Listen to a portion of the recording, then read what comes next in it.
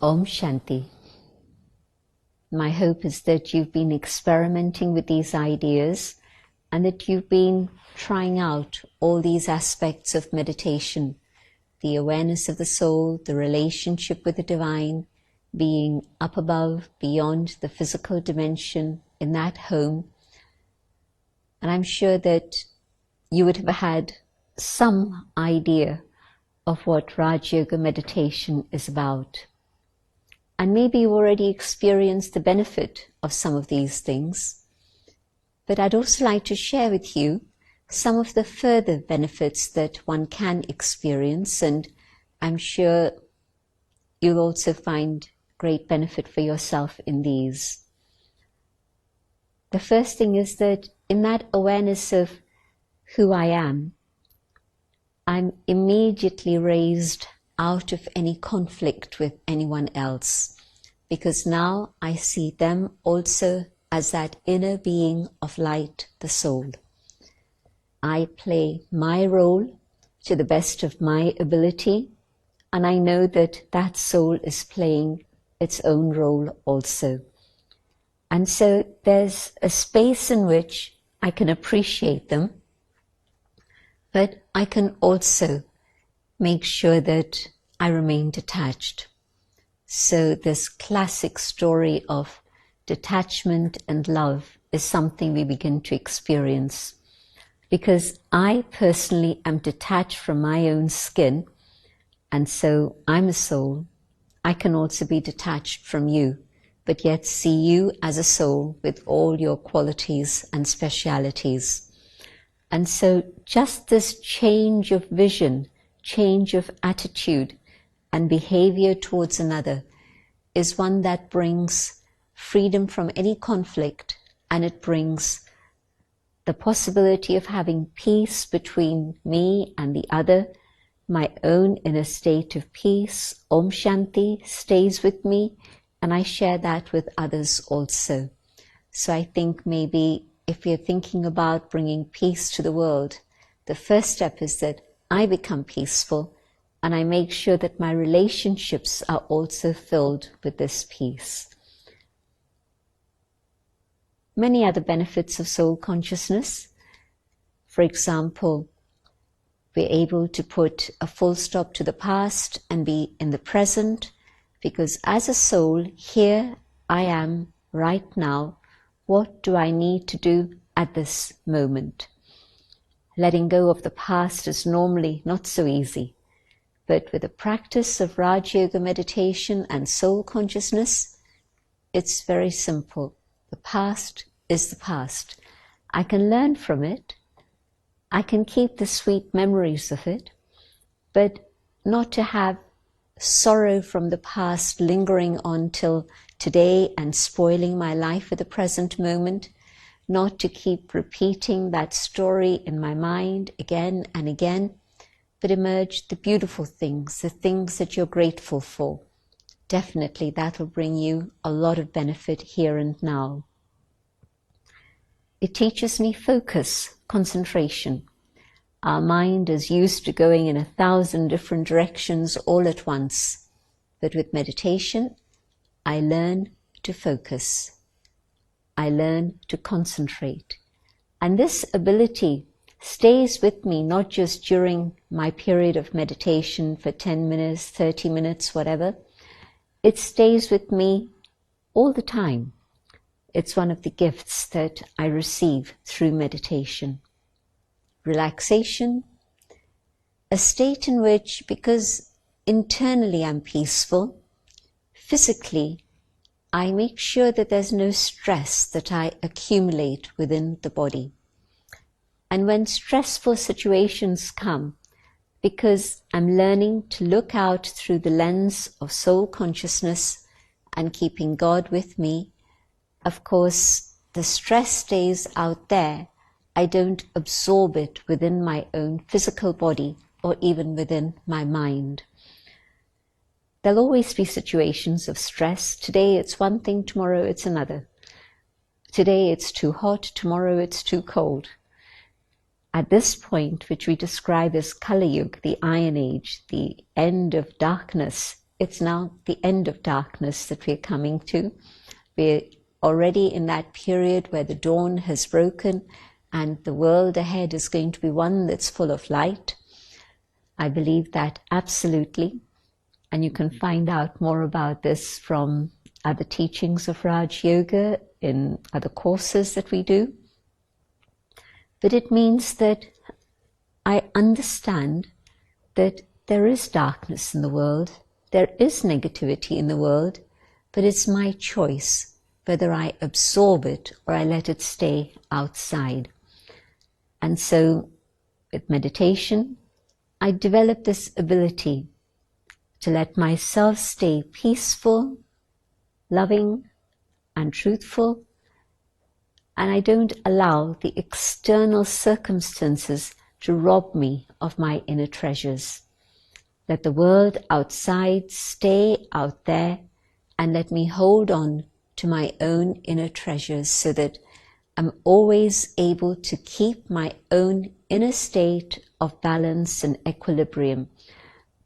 And so stress is around me, but stress is not in me, which means that my mind stays free, but my body also stays healthy. Stress reduces my immunity. Loss of hope reduces my immunity. Negativity reduces my immunity. And the converse.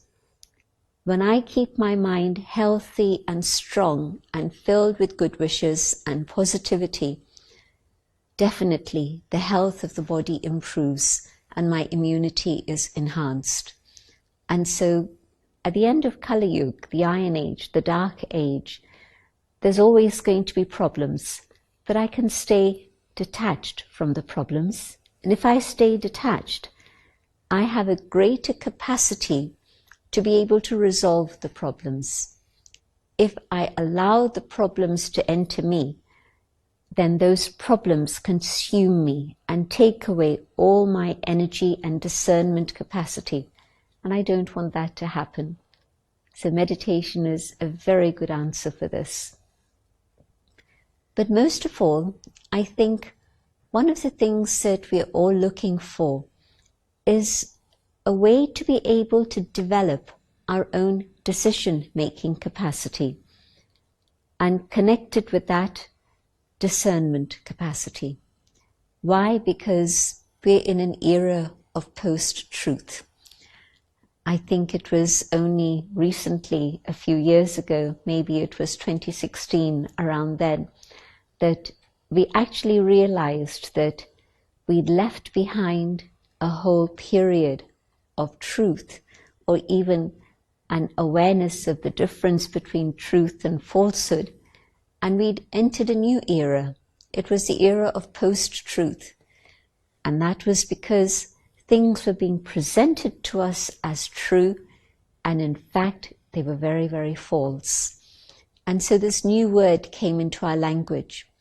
And so in an era of post-truth, how do I enhance my discernment capacity to be able to understand very clearly the difference between right and wrong, false and truth?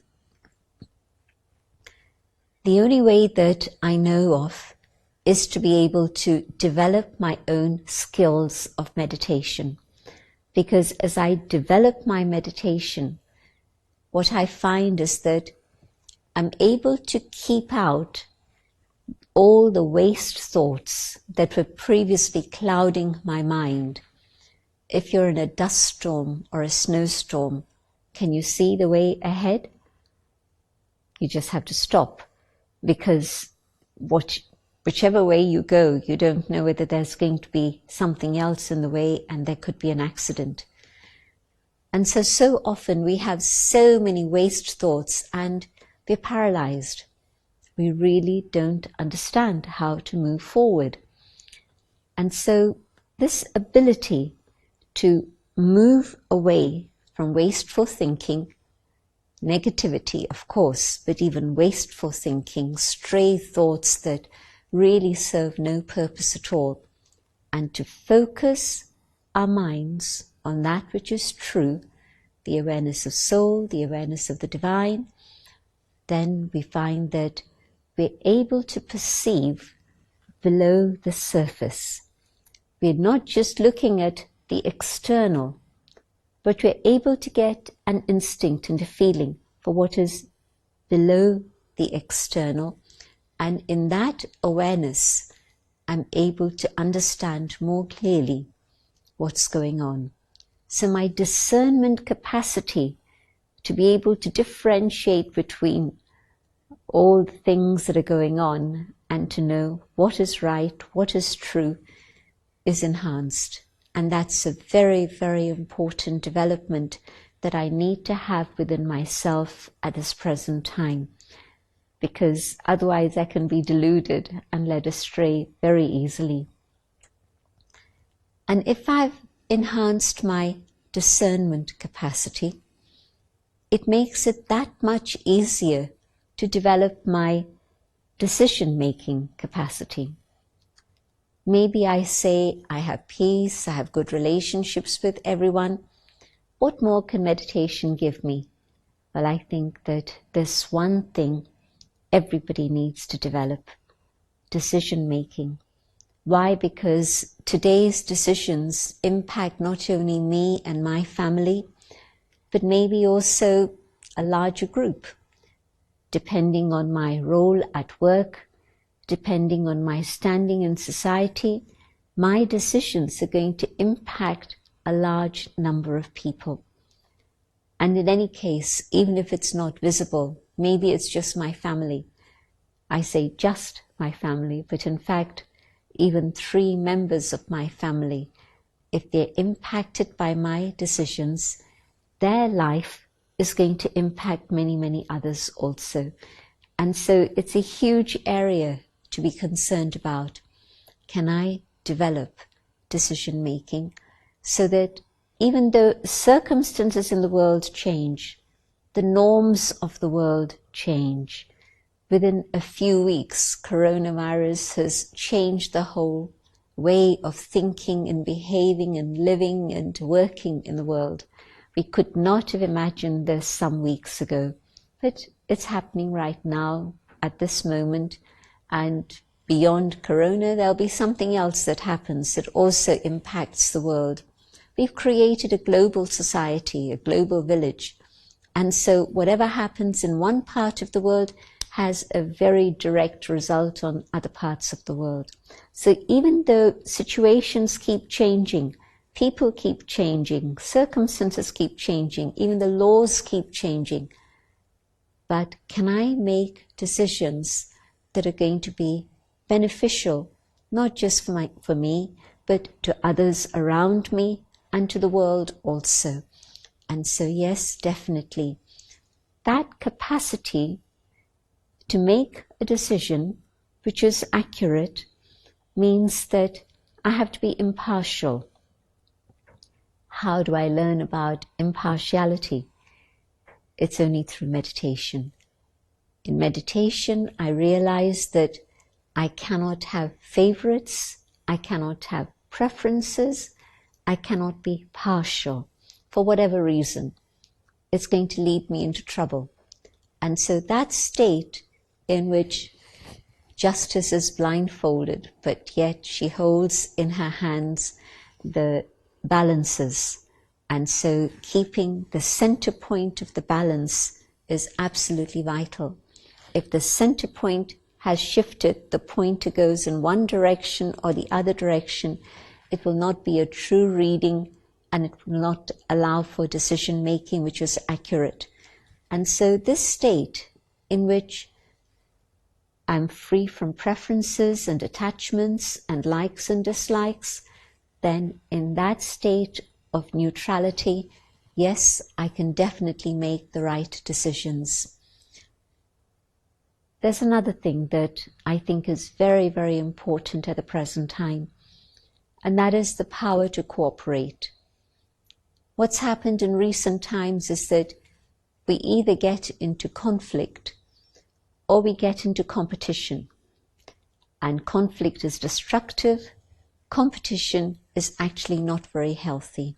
it is also destructive. And so cooperation has to be the theme of present times, when the world learns to cooperate together and when I learn to cooperate with those around me. And so that ability to flex, adjust, and be free from ego so that we're able to work together, that happens through meditation. So I mentioned just a few things, many other things that you'll discover in your own journey. Let's have a few minutes of meditation. Sitting down meditation is valuable. Keeping that connection going all the time is even more valuable. Because when I'm on the go, when I'm doing things, I need to have that connection with God to experience protection and guidance at all times. Aware of the soul,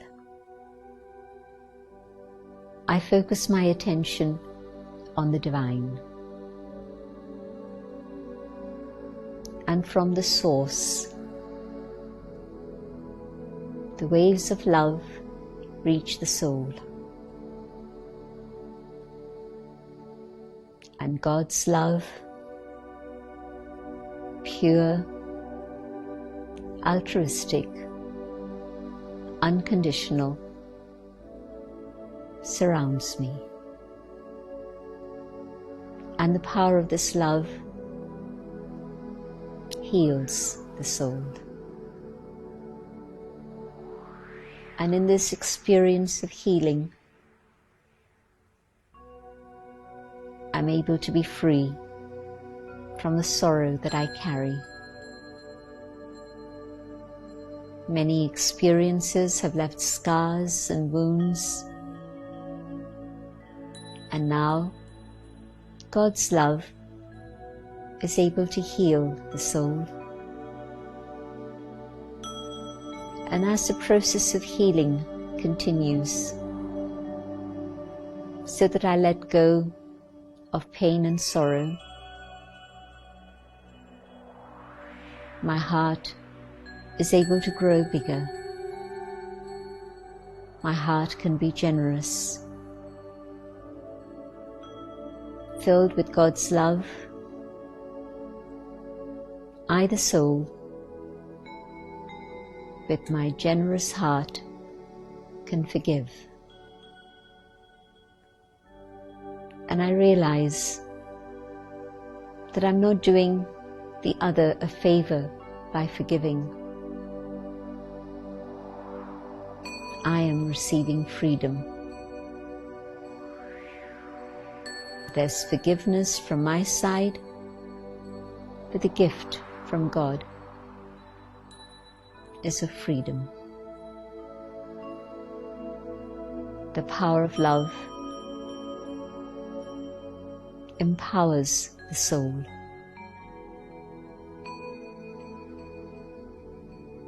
And I feel ready to face whatever may happen in life. God's love will be with me and protect me and guide me.